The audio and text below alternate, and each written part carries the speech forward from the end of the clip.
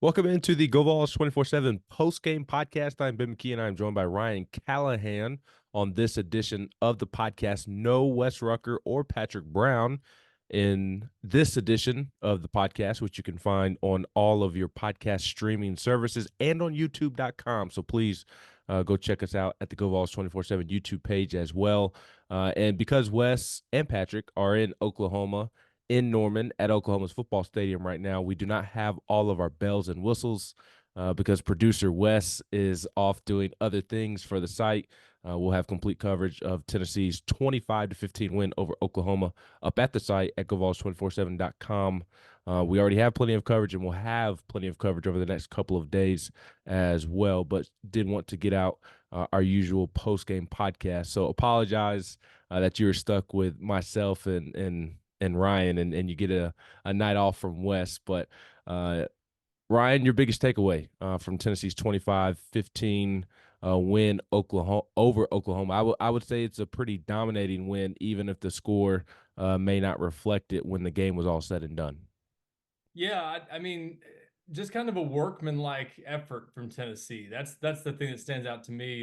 The defense obviously stole the show and was the star of this performance and kind of made everything possible for the rest of the night and really changed the way Tennessee approached the game. Once they built a double-digit lead, I think they chose to not quite sit on it, but to a certain point, almost sit on it. They really were content to just run the clock and try to just play a defensive minded game in a way that we've really not seen a lot under Josh Heupel. The only game similar in his era at Tennessee that we've seen is maybe that Texas A&M game last year, which was different in the sense that I don't think that was by design. It just kind of played out that way because Tennessee couldn't get anything going, and that was more of a nip and tuck game the whole way. This is one where kind of reminded me almost of some of the games early in the 1998 national championship season for Tennessee, where they didn't have the offense going yet, and the defense was playing so well early on. Those wins against teams like Georgia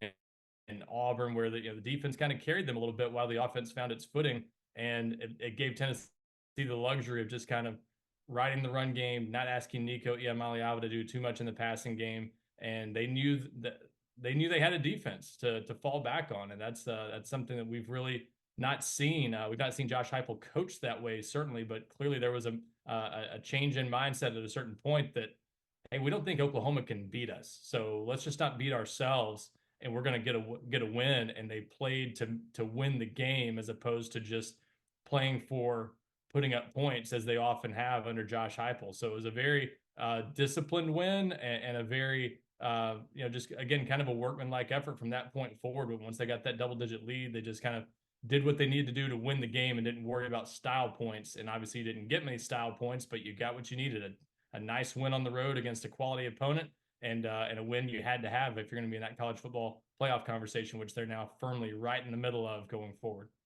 What were your thoughts on Tennessee being super conservative there in the second half, especially late in the second half in the fourth quarter? I know Tennessee fans were a bit frustrated at times. To me, it was almost like taking medicine to where you know it's not going to taste good. It's not going to be enjoyable in the moment, but it's going to theoretically pay off down the road, and you're going to feel better once you get that medicine inside of you. Maybe not the best example, but that's kind of what I was thinking of when I was watching the game. Is like, yeah, it's frustrating. There was that third down play. You had the big splash play from Nico to Brew.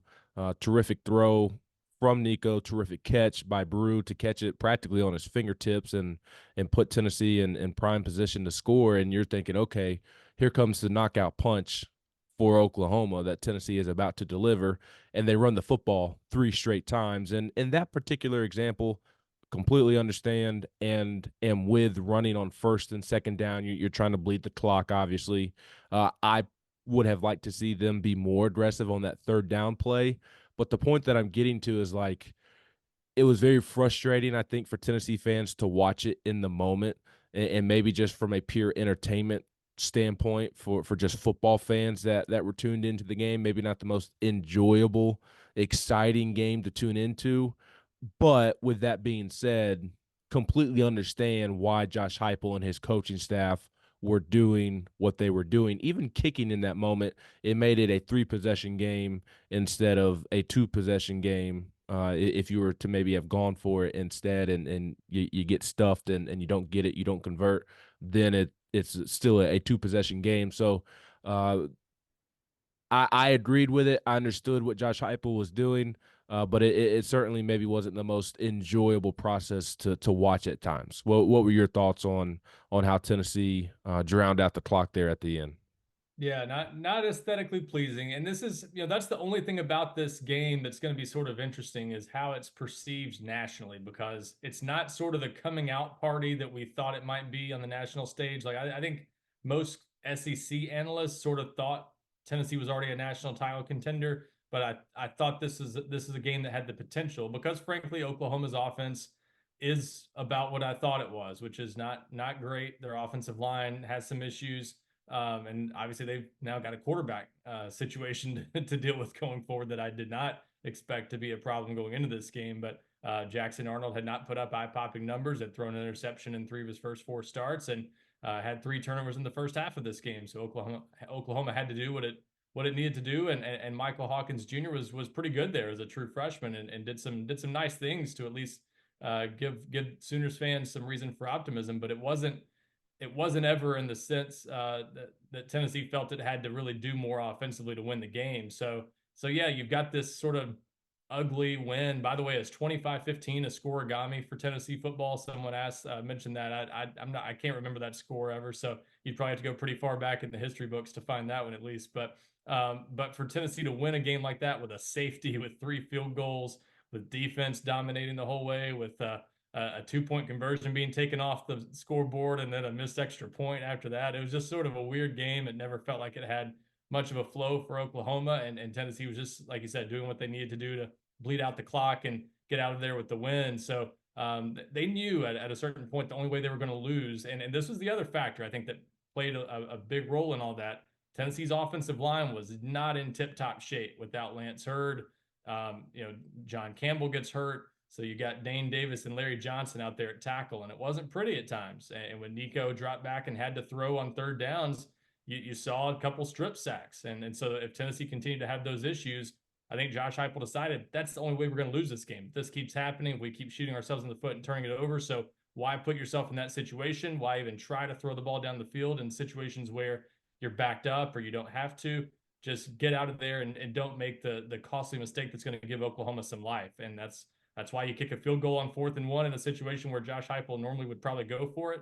And it's why you just sort of ease off the pedal a little bit and try to coast to the finish line. But yeah, the perception is going to be Tennessee got a 10-point win on the road against a top 15 team. But are some people going to be impressed by that? Are some people going to think, hey, Oklahoma's just not that good. Tennessee's got a good defense, but still not sure about the offense. I mean, sort of the minutia, I guess, of how people perceive this win will be interesting to me going forward. All that matters is they got the win, and in the SEC, a win is a win. But it is going to be interesting how many people are talking about Tennessee as a legit national title contender when they didn't look overwhelmingly impressive with that offense, especially.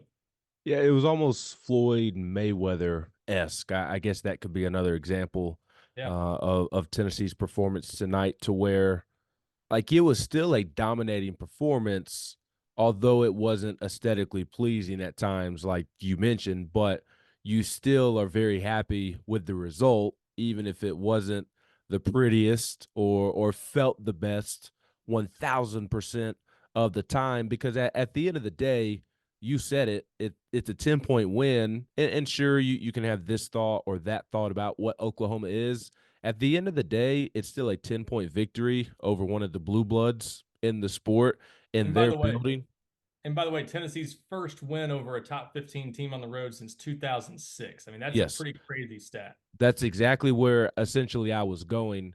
It's almost, to me, one of those situations of keep the performance in perspective. It was a dominating performance. You should take a lot of joy in that, and we'll touch on that a little bit more here in a moment, and maybe what Tennessee showed, the characteristics that it showed that it can help or make you feel better about this team in the long run and contending for a national championship. But it's almost one that like you shouldn't take for granted. Like Floyd Mayweather, I mean, Again, his fights weren't the most entertaining, but he was still dominant, and he still had the belts at the end of the day. And that's what you're playing for and fighting for at the end of the day. And they picked up a top 10 or a 10-point road win over a top 15 team that, quite frankly, we haven't seen a ton around old Rocky Top here of late. I mean, my guy Jason Swain, who's as old as dirt, he was playing the last time that Tennessee picked up a top 15 road win, and it wasn't too long ago. Although I guess now it's been a decade. It feels like it was yesterday, but a decade ago, Tennessee goes into that building, and it didn't feel like Tennessee stood a chance to win that football game. The last time Tennessee played in Norman, so um, to me, it was dominating in a lot of ways, even if it wasn't aesthetically pleasing at times. But it's one that should not at all be taken for granted, and I don't think that fans will. I'm more so like speaking to maybe some frustration levels here and there. I'm saying just don't allow it to seep in too much, because I think that can maybe be a little bit too much of an overreaction, maybe. Absolutely. And in fact, I think there still are more positives to take away from this than negatives, and not just the big picture, but I think Josh Heupel showed some real maturity and growth as a head coach tonight to take that approach to a game. A game like this, you know, I get the sense that, and I could be wrong.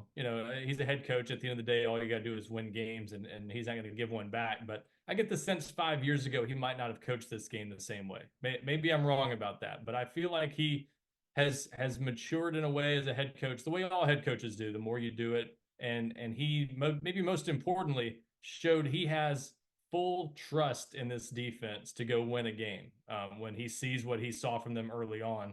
That hey, we're in control of this thing. I don't think they can score a couple touchdowns on us. Even if they do, okay, we'll get the offense cranked up again, no problem. But he fully trusted his defense to go win this game and played that way and made decisions based on that from that point forward. Once it got to 16 or I guess 19-3 there after the touchdown late in the first half, it was like they just kind of put it in coast mode from that point on and weren't worried about adding any touchdowns. So that shows he was playing for a field goal after the long pass in the third quarter. It was amazing to me. I don't think I've ever seen Josh Heupel play for a field goal like that. But up 16, he wasn't worried about getting another first down. Once they got in field goal range, it was make sure you don't screw this up, add this field goal, make it a 3 possession game. It's more of an NFL like mindset than you often see from most college head coaches, and that's the way he was thinking. I think once the game got to a certain point, I think that showed some maturity, some real growth, and it shows this defense can really be something you hang your hat on the rest of the season. That they can really take Tennessee a long way. And we knew Tennessee's defense was pretty good already, but this showed on a big stage that they're ready to maybe be the strength of this team, which is not something a lot of people would have thought even going into the season. Like, hey, that pass rush might be good, James Pierce is going to be good, but how's the rest of the defense? Well, secondary, everything all together, they look like they're good enough to be the core of a championship team, and that's a big deal. Yeah, there were a lot of players that showed up on defense as well throughout the night, and I know that maybe some people outside of Knoxville will talk about how bad Oklahoma's offense is. Although I would argue that maybe they don't have a quarterback controversy. I think we learned a lot about the quarterback situation in Norman Yep. there in the second half, not only by the plays that were made, but by some of the guts and effort that was shown as well. But there were a lot of great individual efforts for Tennessee defensively. Keenan Peely, Arion Carter, those guys popped a lot. And I start with them because we expected what we saw from the defensive line. But even along the defensive line, I mean, Elijah Simmons from the rip, I mean, was Yep. moving some big bodies around Jackson Moy throughout the game. I mean, every time that guy's in the game, he just bullies somebody. I am thankful that I will never have to line up across from him on the line of scrimmage, because that would not be a fun experience. And there were so many others. Tyree West. Irie You saw West, yep. James Pierce Jr. A couple of times as well, more than we Finally have. got a half sack, right? Right, and was also right. I noticed him around. I'm curious to see what the stats like with PFF ends Yeah. up saying. I feel like I saw him more around the quarterback, even if he only finished with half a sack. Yeah. But I felt like I noticed him more. Amari Thomas was throwing guys around. So the defensive line did what we thought they were going to do. But they were also, I was very impressed with the secondary. I think stock is up in the secondary as well. Wasn't tested a ton, especially with Jackson Arnold in there. Some of their probable receivers went down early. But Jamal McCoy, Ricky Gibson, they were glued to whoever they were defending at the hip. And Jamal McCoy obviously had the interception. He had another great play in coverage as well. I thought Christian Harrison made some really nice plays, Yep. not only in coverage but in the open field. He had the one on a first down, the end around the reverse to where he tackled the ball carrier in the backfield, and that threw Oklahoma off. It's possession off, and they had to go 3-and-out, where they had to punt after going 3-and-out as a result. Andre Turrentine, Jacoby Thomas, Will Brooks. I mean, those guys continue to show up and make plays. Boo So Carter just had a big hit. was that Boo Carter had a big yes, hit. concerning that he was not able to finish the game out. I saw him in street clothes on the sideline. Sounds like it may have been a shoulder. Don't take that to the bank just yet, but sounds like that's what may have been the issue. But Ryan, curious as to your thoughts on yes, the defensive performance, but more so, and you touched on this a little bit, but what this does going forward, because I do think that it emphatically states or presents Tennessee as a team that can contend for a national title. I really believe that. I think they're more than just a team contending to make the playoffs. I think this defense is good enough to go win a championship if it can stay healthy. And I think it showed that tonight, even if the offense that they were going up against wasn't the best that they will ever face. Yeah, and there will be some naysayers now, especially now that NC State got the absolute crap kicked out of it by Clemson. There are a lot of people not impressed with NC State right now. So yeah, you could argue Tennessee doesn't have a just attention grabbing win to this point, and Oklahoma is obviously the banner win for this team so far. But the bottom line is they're exactly where they need to be right now, and they're probably Arkansas looks like a tougher game on the road in a couple weeks. They get an open date before that one. Still got to take care of business against Florida, but their next big test is almost a month away. They've got time to sort of work out the kinks a little bit before Alabama comes to Knoxville on October 19. So they're in a great position to be a team that, as Josh Heupel said after the game, and he always stresses this, it's a coaching thing. They're always going to talk about this, but I think he sees that this team still has some growing to do. They've got to get better throughout the season, but they're well positioned and the schedule is well laid out for this team to be able to do that. And with a young quarterback, they were always going to be a team that I think would have needed to do that. So that's the beauty of this is the schedule and everything is kind of set up well for them to be able to evolve and be able to learn from their mistakes and to take a game like this, get the win, not worry about how aesthetically pleasing it is, and just get on with the victory and stay in the race. But yeah, they're showing they can win different ways. They can win 51-10 against an NC State. They can win 25-15 against a team like Oklahoma where the defense is dominating. So And don't you think that they're showing and proving? I had this thought during the game that okay, maybe there is a defense that can be successful along with this offense. That's been a big yep. storyline during Josh Heupel's tenure, especially early on. Is like, oh, they're never going to have a great defense. I'd hate to be the defensive coordinator of that program with that offense. And I was thinking to myself during the game that Tim Banks is debunking that theory right now. And I do think Josh Heupel is helping. You talked about it. Josh Heupel has evolved as well. Tempo is still obviously a huge part of things, but Heupel has shown within the last year or so, the last couple of games, like he's not afraid to slow it down and manage the game more to where in years past he was just all right, let's hang 70 and call it a day. Now I think he's managing the game more than ever. I think he's being CEO of a football game more than ever. And I do think that is contributing, but I also think that Tim Banks is debunking the theory that you can't have a great defense with this Josh Heupel offense. Yeah, no, it's definitely both, I think. And you said it, that I can't help but think back to that scoring drive right before halftime. I think the last touchdown, they were in no hurry to score. They're just running the ball, just at almost every play and just taking their time scoring because they don't want to leave Oklahoma too much time to come right back down and make it a one possession game before halftime. And that's not something we've seen a lot from Josh Heupel. And so, like you said, it's continued growth as a head coach. It's understanding the team he has. I think that's the big thing. It's not even just the willingness to do that. It's the willingness to acknowledge what this team is, which is a really veteran, good defense that could carry you. And why put the game at risk though? He just knew the only way they were going to lose this game was if they got too aggressive offensively and sort of shot themselves in the foot the way they had done a couple times with the strip sacks of Nico Iamaleava. So that give him a lot of credit for understanding what he has, and yeah, I think continuing to grow as a head coach as well, and yeah, Tim Banks has done obviously a phenomenal job with this defense, and you said it, the secondary. I thought definitely showed up. We asked a little bit going into this game how much of those guys really been tested, but Jermod McCoy, that ball was kind of thrown right to him, but he still made the play, returned it to midfield. Andre Turrentine showed up at times. Christian Harrison, as you said, made some nice stops.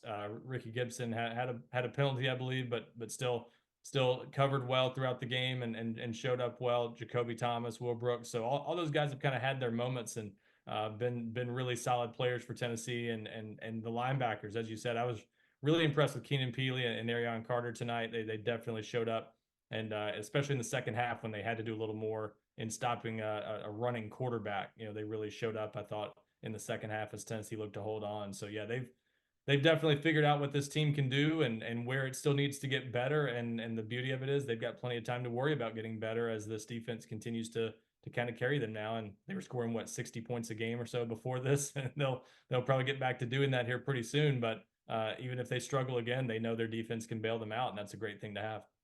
The best teams can win in multiple ways, and I think that's what this Tennessee football team in 2024 is showing. And we still have plenty more to discuss here on the GoVols247 Postgame Podcast following Tennessee's 25-15 win over Oklahoma. I want to get Ryan's thoughts on Nico Iamaleava's performance, how Tennessee can clean up the offensive tackle position going forward, and so many other topics as well before we get out of here. But we do need to catch a quick timeout first, and we will do so right now here on the GoVols 24/7 Postgame Podcast.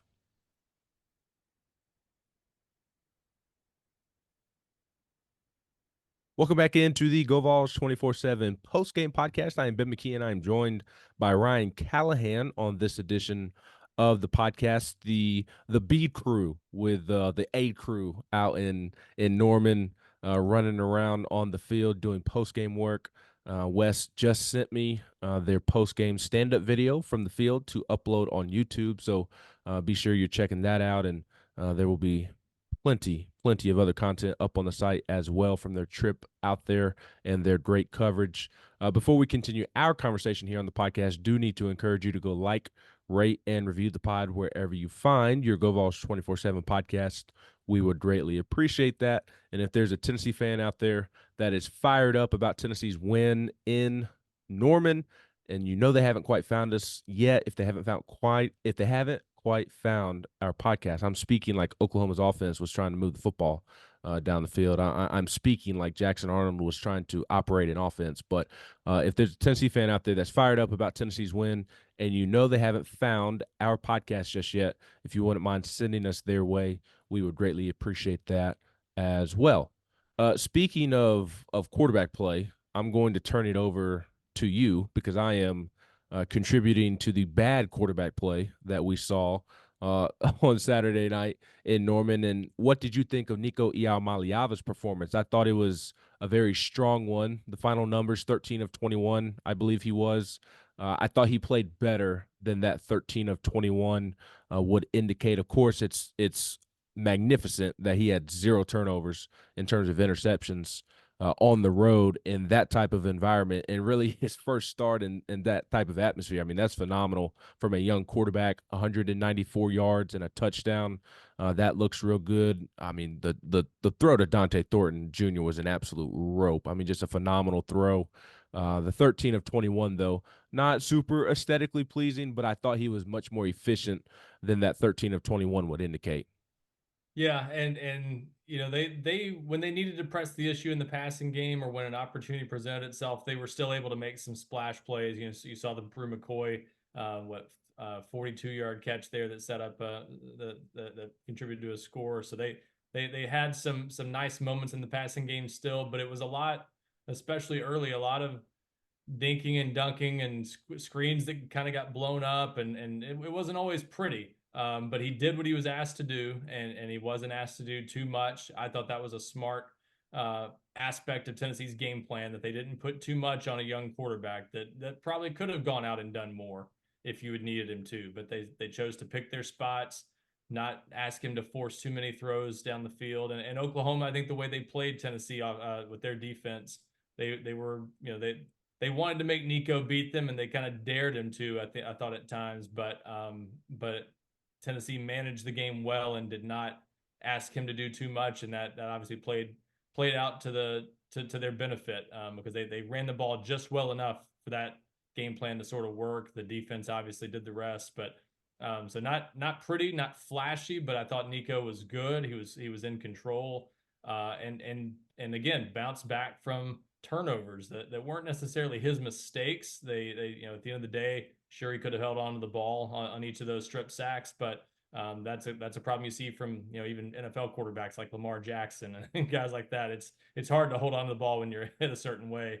And I saw some people ask that on social media. He can't fumble every time he gets sacked. That's it. I mean, I'm sure it's something they'll continue to work on, but it's one of those things that's easier said than done, and you're not always aware, obviously, of when you're going to get hit. You can brace for it or be expecting it, but you don't want to be chasing ghosts either, and just afraid of that at all times. So he was cool, calm, collected, and what we thought he would be on the road, and at the same time, there's another level he can reach, and I think we all know that's the numbers haven't been eye popping in the passing game since the first half of the Chattanooga game, but they haven't needed them to be, and they were putting up a lot of points before this, even without that, because they're getting the starters out of there in some of these games. So they'll be fine in the long run. Nico still has plenty to learn and grow from coming out of this game, but he was what they needed him to be, and again made some good throws, and that one to Thornton is the one everyone's going to be talking about. I think that's one that should, if you had any doubts about him, and that's all you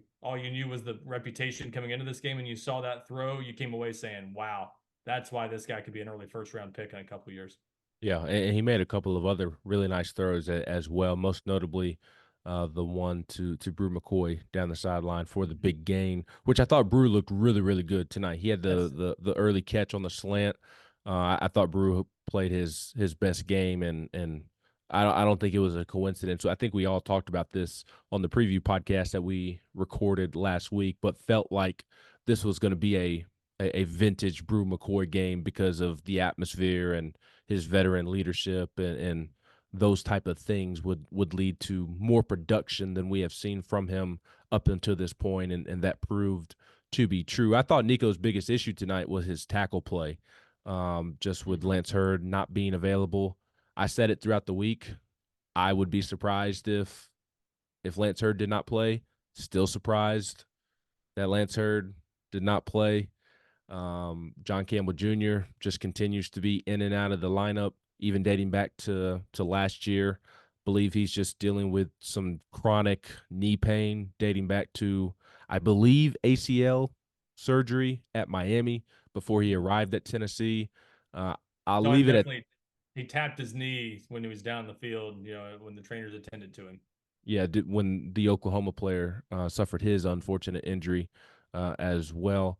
I will say, and I'll leave it at this, I'm not going to expand on it any further, Mr. Callahan. I'll let you dive into it if you want to, but I don't think it's a coincidence that Heupel post-game said that we hope that those guys will be available to play here in a couple of weeks when we play our next game. I don't think that was of any coincidence, and that also affected the running game as well. And I thought those were Nico's two biggest issues is the fact that they could not establish a consistent running game, and then just was under pressure at times as well because you were relying on a pair of backup tackles. Yeah, and this was the concern about Tennessee, and we voiced this throughout preseason camp, throughout the offseason, that the one thing you really, not one, but one of the main things you really worried about with this team was offensive line depth, and maybe especially tackle, because we just didn't know at the time what they had in Larry Johnson, and Dane Davis has shown he's a capable fill-in, but he's probably not a guy that ideally you want to have out there playing the whole game, and they've played him a lot. Even when John Campbell's been out there and Lance Hurd has been in the lineup, they were rotating quite a bit. So it's obviously having Dane Davis at left tackle. He was beaten a couple times, and one of them was the early strip sack, and then he moved to right tackle, and you saw a little bit more of the same, and Larry Johnson at left tackle, and it was good enough to get them through the game. How much, if they have to lean on those guys going forward for weeks at a time, is that going to be a workable situation in a game that's more nip and tuck against an Arkansas or an Alabama? Only time will tell on that, obviously, but it's for this game they were able to get by, and it's a concern long term if Tennessee has to play without those guys for multiple games in the coming weeks. So we'll see how that plays out. It's definitely a storyline to watch, and as we talk about Nico growing and the receivers evolving and things like that, that's one of the things we'll be having to watch, is how much those guys can improve at tackle, and if they can continue to develop some depth even when those guys are back out there, to see if they're going to be able to sort of withstand some of these bumps and bruises that naturally happen throughout the season.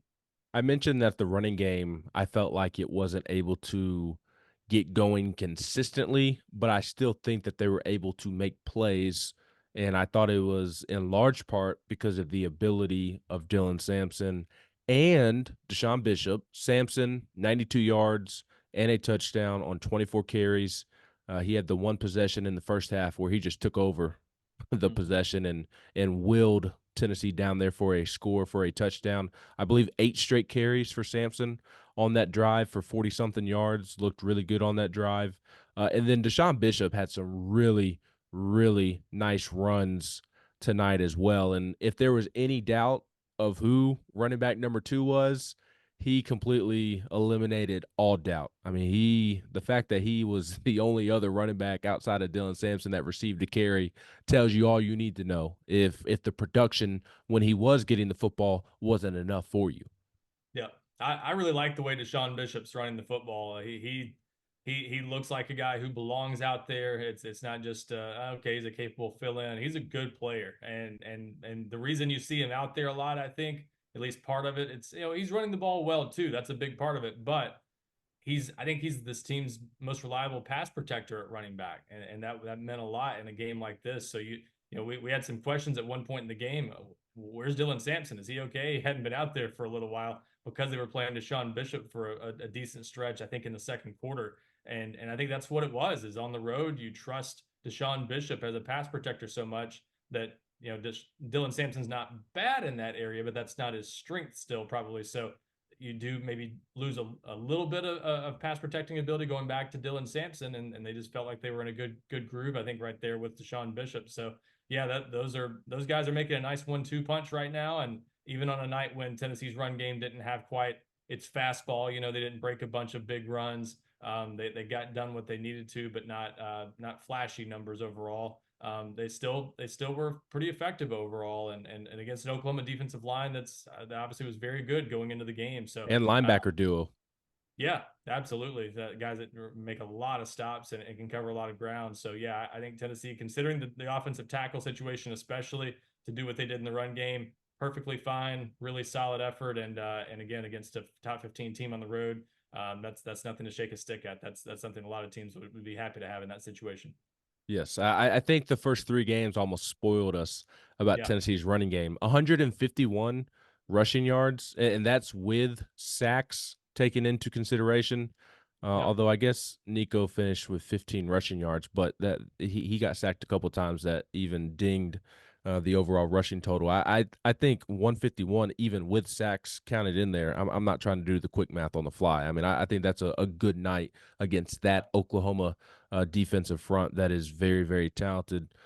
Quickly, do you think it's fair to think that this offense is still just trying to hit its stride, considering it is September? We talked about this after the NC State game, but almost felt a little Pittsburgh in 2022-esque, to where you can just tell that the pieces are there offensively, just hasn't hit its stride completely, and it shouldn't at this point in the season. The defense, even if it is better than the offense, it still should be ahead of the offense at this point of the season.